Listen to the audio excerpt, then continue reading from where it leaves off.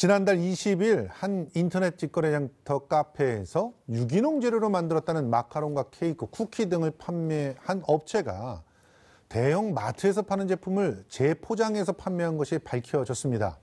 엄청난 논란이 일었고요.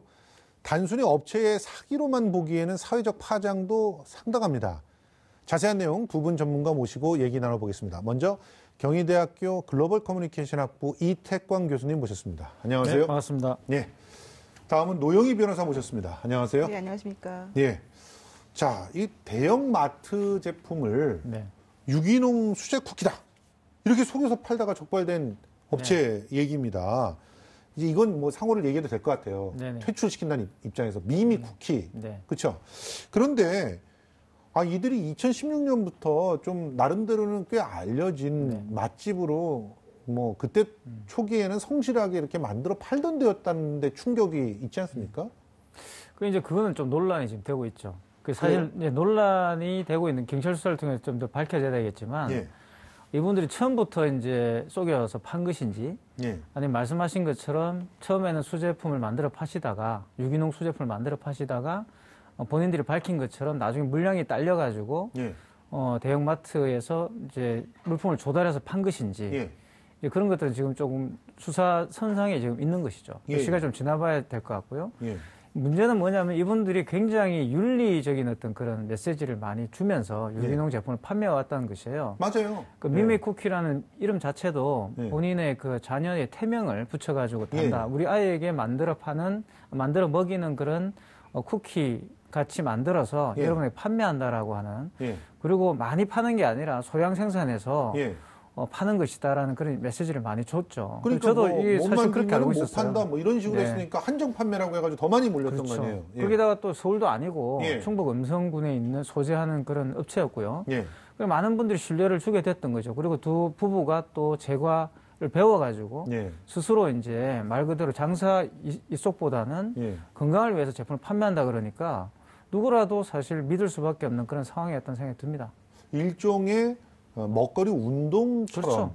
했단 대부분 말이에요. 이제 그렇게 유기농 제품을 만들어 파시는 분들은 대부분 그런 먹거리 운동과 관련된 분들이 많이 있었죠. 왜냐하면 사실 유기농이라는 것을 만들어 낸다는 건 굉장히 힘듭니다. 왜냐하면 지금 농사가 유기농이 아닌 것이 굉장히 많기 때문에 생산지 관리부터 시작해서 철두철미하게 이루어져야 되는 것이거든요. 그게 일반적인 어떤 그런 상수를 가지고선 할 수 없는 이제 그런 이 방식이죠, 그러니까. 저희 아내가 요즘 빵을 배우고 있는데 유기농 밀가루를 강력분을 구하지 못해가지고 제 말씀이 그겁니다. 마트에 갔더니 없어요. 중국분만 팔죠, 요즘에. 그렇습니다. 그러니까 그 유기농 밀가루를 구한다는 것 자체가 아주 수고로운 일입니다. 사실은. 가장 이제 유기농 제품이 많이 발달한 나라들이 대부분 농업 강국들입니다. 맞습니다. 미국도 사실 유기농 제품이 많이 발달한 이유가 자국에서 그런 것이 생산되기 때문에 그런 것이고요. 그렇죠. 일본 같은 것도 가보시면은 근거리 농산물 소비 운동이라는 게 있어요. 그러니까 그 근처 2시간 내에 배송되는 제품을 그 농산물을 먹자라는 운동이 있는데 그것은 결국 그 근거리에 농업이 있어야지만 가능한 것이죠. 알겠습니다. 지금 이 미미 쿠키 사태 법적으로 몇 가지 우리 소비자들이 지적하고 있는 그 혐의 사실을 좀 짚어봤으면 좋겠어요. 일단 사기가 성립이 되는 거죠. 될 수 있죠. 왜냐면은 유기농 수제품이라고 해서 믿고서 더 비싸게 주고 샀는데 결국은 수제품이 아니라 다른 회사에서 만든 제품을 그냥 포장만 해서 판 거였기 때문에 사기죄가 성립이 되고 10년 이하 징역이나 2천만 원 이하 벌금에 처해질 수가 있고요. 또 하나는 아까 말씀드렸지만 유기농 제품이라고 속여서 팔았기 때문에 친환경 인증을 받지 않고 이런 식으로 팔게 되면은 친환경 농업관리법이라고 하는 것이 있습니다.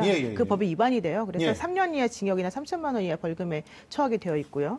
또 온라인 판매를 이 사람들이 했잖아요. 맞아요. 휴게 음식점 업으로 신고를 해놓고는 온라인 판매를 했기 때문에 이런 경우에는 전기통신산업법 위반이 되고 전기통신사업법 위반이 되고 또 이 사람들이 식품위생법도 같이 지금 어긴 것으로 얘기가 되고 있어서 그래요? 네, 그렇습니다. 왜냐하면 수제품도 아니고 유기농 제품도 아닌 것을 지금 팔았기 때문에 이렇게 거짓말로 팔은 거잖아요. 그렇죠. 이런 거는 이제 사기죄도 된과 동시에 이것들이 다 지금 같이 연결되는 거예요. 그래서 이런 경우는 5년 이하의 징역이나 5천만 원 이하 벌금에 처할 수가 있고요.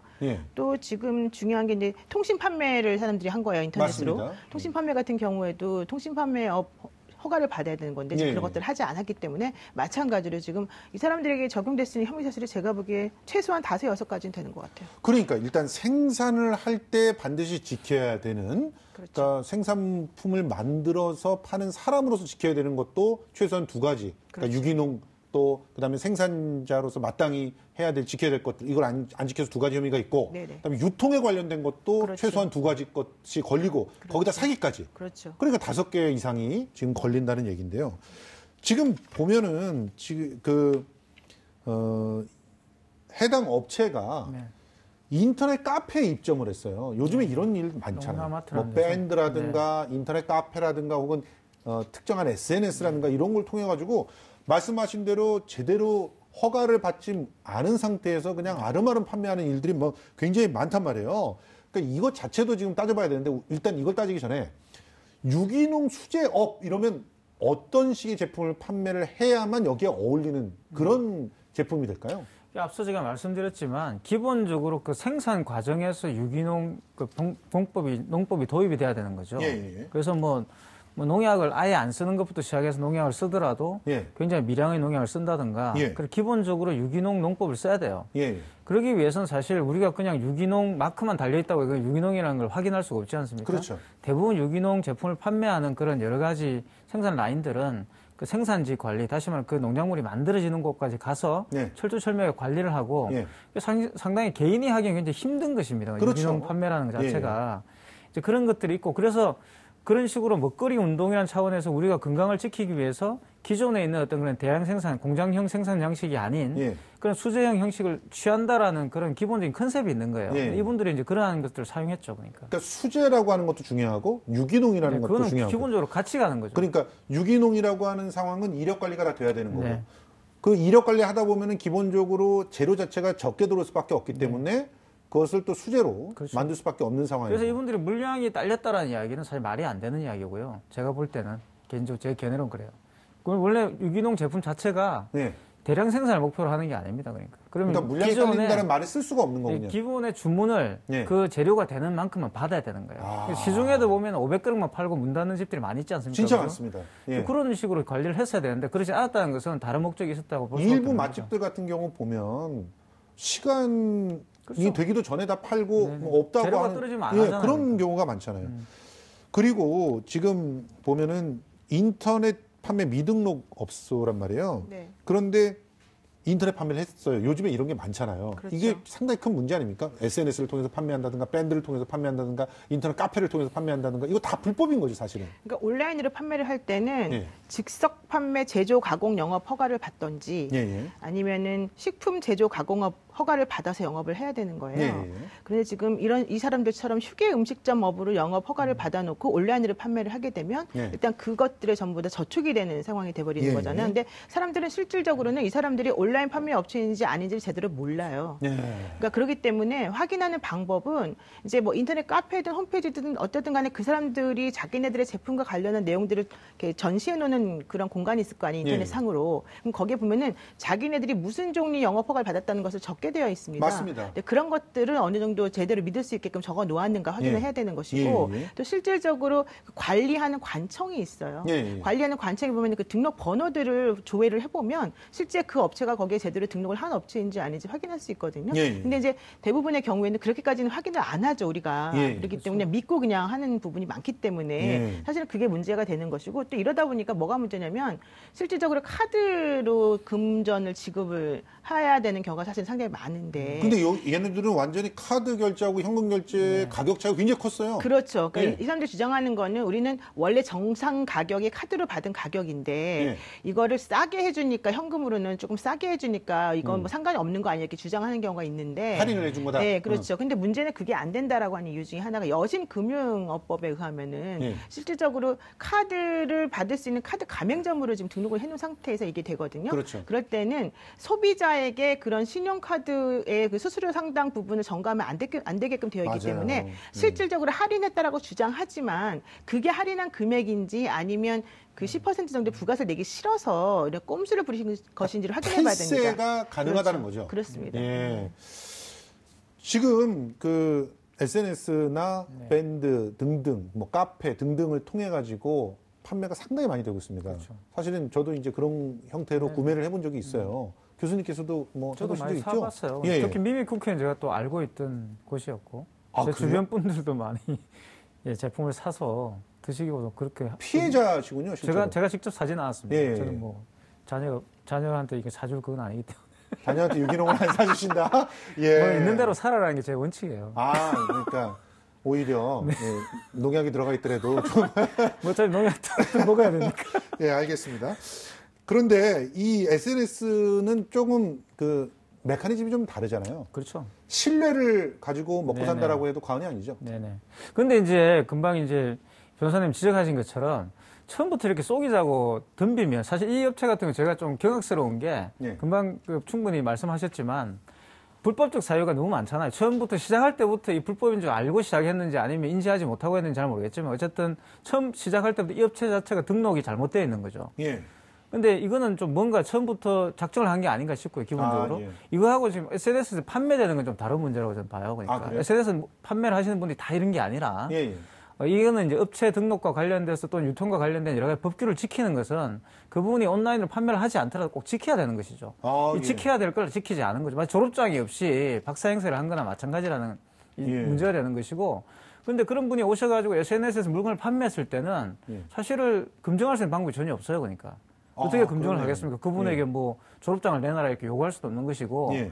이제 그래서 지금 같은 경우도 결국은 그 이용자들 중에서 문제 제기를 해가지고 지금 문제가 밝혀진 거 아니에요. 그러니까. 이런 방법이 위한 방법이 없는 것이죠. SNS 상으로 이렇게 물건들을 파는 사람들의 경우에 네.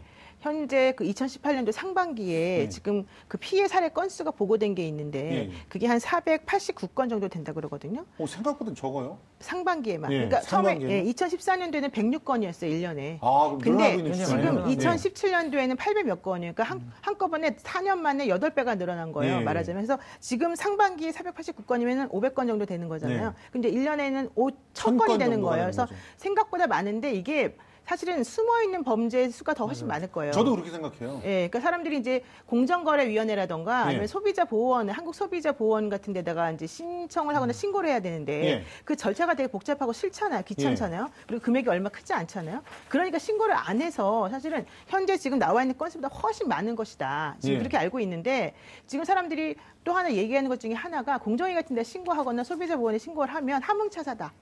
이런 얘기 합니다. 우리가 맞아요. 신고하면 무슨 의미가 있느냐. 제대로 소비자들에 대해서 뭐 이걸 피해를 보상해 주는 것도 아니고 귀찮게만 한다. 예. 우리들한테 뭐 써내라, 뭐 해라 이런 얘기만 하는 것이고 예. 언제 이게 해결되는지 모른다. 이런 얘기 하거든요. 그래서 예. 저는 공정위에서도 물론 얘기를 들어보니까 이게 워낙 우후죽순으로 많이 나와 있기 너무 때문에 많아요, 너무. 자기네들이 처리할 수는 없다는 얘기는 하지만 예. 그럼에도 불구하고 그럼 예방이라도 제대로 해줘야 되는데 예방도 안 하고 있으니까 예. 이런 것들을 좀 제대로 좀 이번 기회에 좀 해야 될 것 같아요.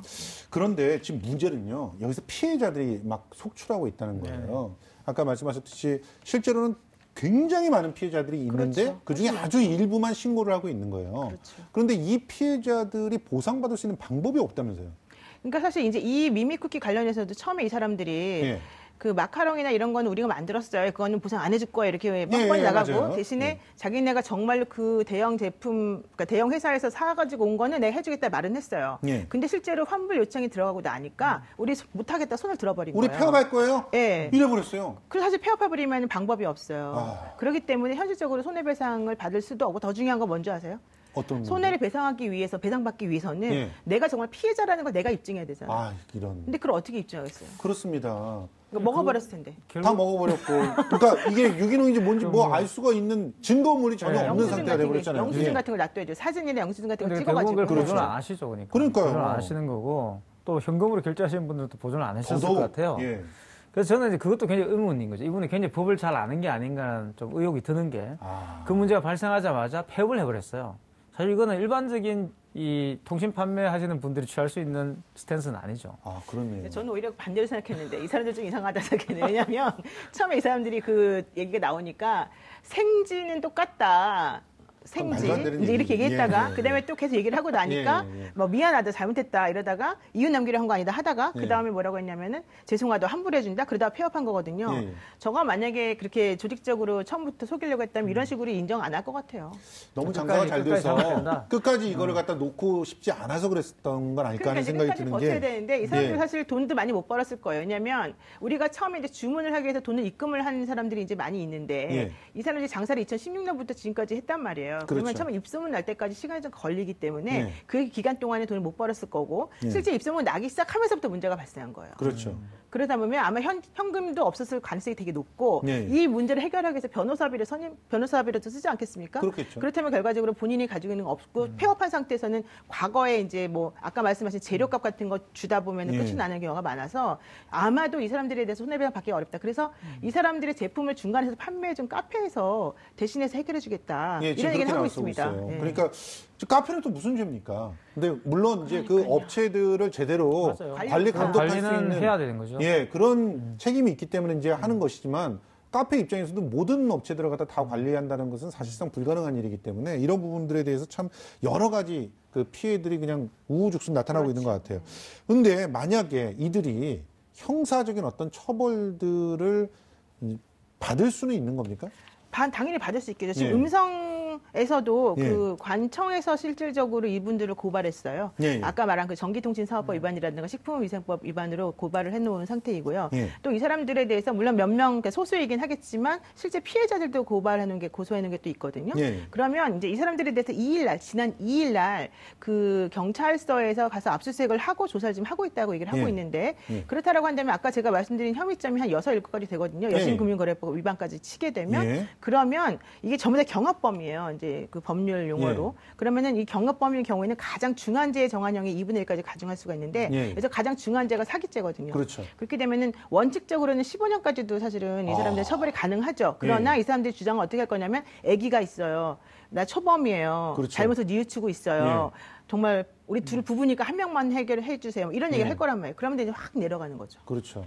그리고 뭐 실질적으로 뭐 입증을 한 것들에 대한 피해 사실을 갖다 인정할 테니까 피해액도 적어요. 이렇게 나오면은 뭐 특경법으로 갈 수도 없는 거고. 특경법은 안 되겠죠. 처벌도 처벌인데 결국 이게 이제 말씀하신 것처럼 손해배상과는 무관하게 갈 것이기 때문에 그것도 좀 문제가 되는. 특히 구매자들은 상당히 많은 피해를 입는 그런 아주 안 좋은 결과로 또 이게 사례가 되면 이런 먹튀들이 또 생겨날 가능성도 상당히 높다는 생각이 듭니다. 많다고 그랬는데 먹튀지. 꾼들이 이제 생기는 거죠. 그러니까요. 아예 노리고 전문적으로 이런 소문을 낸 다음에 적절한 법적인 조치하지 않고 치고 빠지는 그런 업체들이 생길 가능성이 여러분들이 인터넷으로 혹은 SNS로 뭔가 구매를 하실 때는 팁이 있는데 일단 할부 거래를 이용하시는 게 좋습니다. 3개월 이상의 할부 거래를 이용하셔야 되고 카드로 하는 게 좋고 카드로 하고 일시불로 하게 되면 오히려 또 안 돼요. 카드로 해도 일시불로 하게 되면 구제를 못 받아요. 그리고 20만 원 이상의 고액인 경우도 구제받을 수 있어요. 이런 것도 잘 알아놓으세요. 아니 그런데 저는 이게 더 충격적이에요. 자 일단 이 미미 쿠키를 찾아가지고 그 좀 더 나은 제품을 소비하려고 했던 사람들이 피해를 입었잖아요. 그렇죠. 그런데 왜 이 피해자들에게 맘충이다 뭐 이런 혐오를 쏟아내는 댓글들이 날리는 걸까요? 저 이거는 정말 억울하다고 생각이 들어요. 사실 또 이건 이제 좀 다른 사안이죠. 다른 사안인데 이 한국이 보면은 이렇게 이 소비자주의라는 게 사실 한국의 아주 지배적인 저는 세계관이라고 보거든요. 우리 삶의 철학이 있다면 한국인들 삶의 철학이 뭐냐고 물어본다 외국인들이 저는 소비자주의라고 말할 것 같아요. 좋은 소비자가 되자, 똑똑한 소비자가 되자, 현명한 소비자가 되자 이건 것 같아요. 그래서 이분들도 물론 현명한 소비자가 되기 위해서 유기농 제품을 찾았을 겁니다. 그럼요. 그런데 결과적으로는 미미 쿠키가 이 소비자를 속인 것이 되는 것이고 이분들을 속은 것이 되는 것이에요.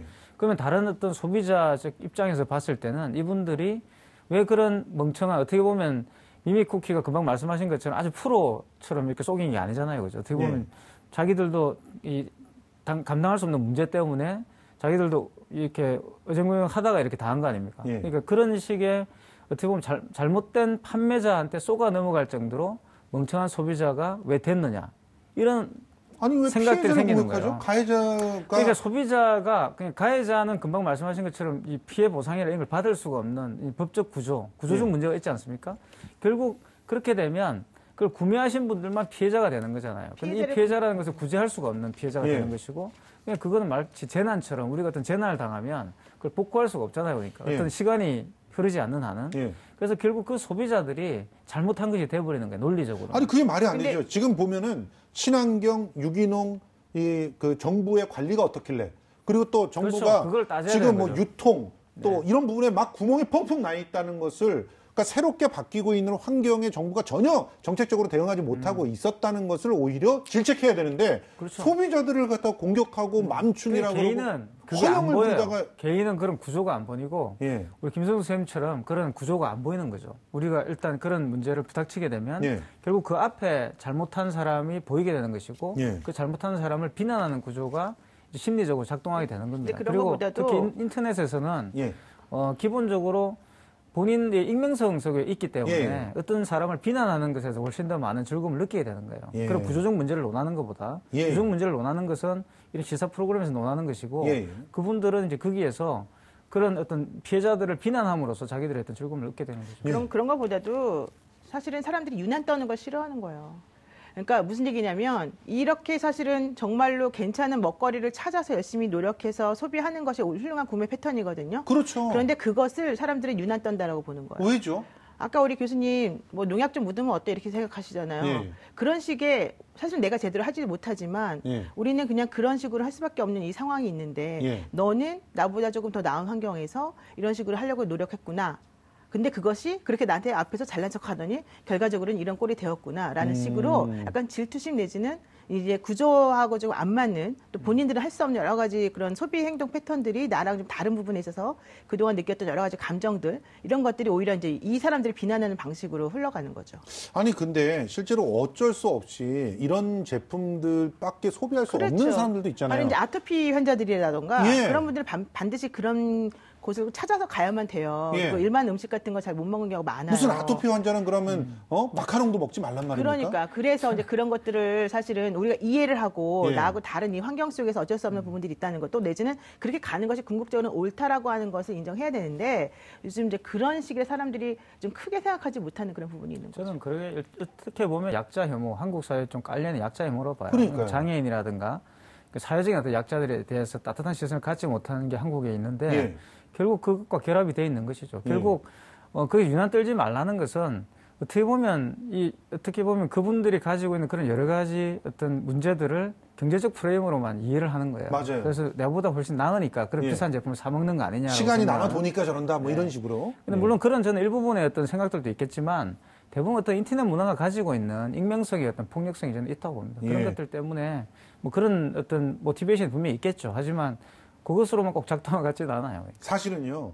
뭐 우리가 일베라고 이렇게 대변되는 그런 약자 혐오, 무분별한 혐오 이런 것들이 결과적으로는 피해자한테는 2차, 3차 피해로 다가오기 때문에 너무 이제 공포스럽거든요. 근데 이런 가해자들 그러니까 혐오의 가해자들도 처벌할 수 있는 방법은 없습니까? 원래 처벌해야 되는데 예. 그래서 이제 인터넷 댓글 같은 것을 가지고 우리가 고소도 하고 이러잖아요. 예. 그런데 어떤 경우에는 고소한다고 무조건 처벌되는 게 아니잖아요. 예. 그러니까 예컨대 뭐 맘충들 잘 됐다. 이런 식으로 얘기하는 사람이 그러니까요. 있어요. 예컨대. 예. 그건 처벌할 수 없습니다. 뭐 특정한 사람을 예, 지칭하는 게 아니기 예, 때문에. 그리고 예. 뭐 특정하게 누군가를 대변한다는 식으로 말을 하더라도 예. 뭐 맘충, 뭐 한남충 이런 말 한다는 것이 누구를 지칭하는지 정확히 모르는 상황이잖아요. 예. 그런 것들에 대해서는 우리 현재 지금 형법상으로는 처벌할 수 있는 방법이 없고 예. 지금 그런 것들 너무 잘 알아요. 이 예. 인터넷 댓글하는 사람들이. 예. 그렇기 때문에 교묘하게 자신들이 처벌받지 않을 정도의 수위로만 써요.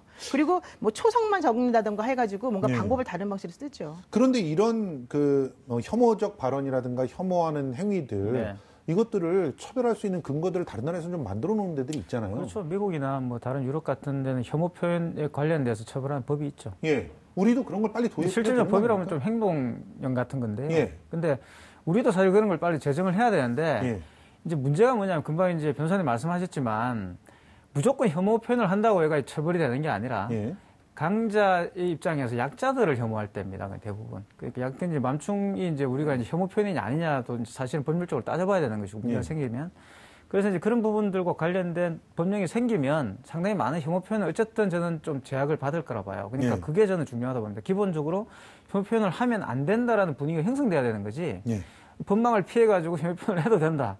또는 금방 말씀하신 것처럼 이 혐오 표현을 하시는 분들은 대부분 다 학신범들이고 대부분 또 기존에 또 그런 경력을 갖고 계신 분들 해보셨던 분들이고 심지어는 고소도 당해보신 분들도 있어요. 그러니까 너무나 법을 잘 아는 거죠. 그래서 그런 어떤 법망들을 좀 더 촘촘하게 만들어서 한국 사회 전체 약자 혐오가 좀 약화될 수 있는 방향으로 법 제정 이런 것들 가야 되는 거죠. 근데 이게 또 표현의 자유라고 하는 것하고 대비되는 부분이 있어가지고 이게 또 문제가 될 수 있어요. 표현의 자유를 얘기한다는 그럼에도 불구하고 그렇게 한다니까요. 그 방어 논리가. 그렇습니다. 자, 그럼 마지막으로 두 분께 이제 여쭤보고 싶은 게 SNS 마켓, 거기 안에서의 허위 과장, 심지어는 사기 어떻게 막을 수 있을까요? 기본적으로 저는 이제 정부가 이와 관련된 책임 있는 정책들을 내놔야 된다 봅니다. 규제를 강화해야 되고요. 특히 온라인 판매라는 통신 판매와 관련된 지금 법도 있지만 모니터링 기능들을 좀 강화해서 이런 선의의 피해자가 안 생기도록 해야 되는 것이죠.